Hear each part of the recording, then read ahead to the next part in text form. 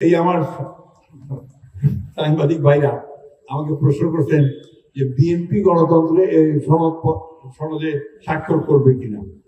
আরেকটু অপেক্ষা করেন, ওই দল যদি বলেই দিচ্ছে যে ওরা করবে না যদি ওদের পিয়ার না হয়।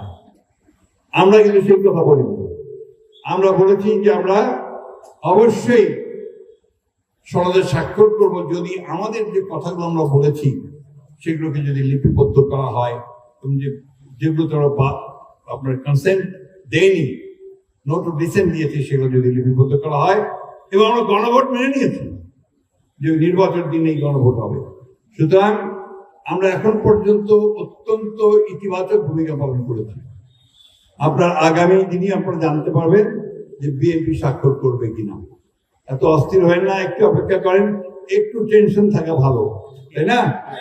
যাই হোক, আপনারা অনুগ্রহ করে আমাদের শেষ কথা, আপনাদের এখানে আমাদের কাছে অনুরোধ যে আপনারা হিন্দু মুসলমান হয়েছে জোট নাকি বেঁধেছে জোট, ধানের শীষে দিবে ভোট।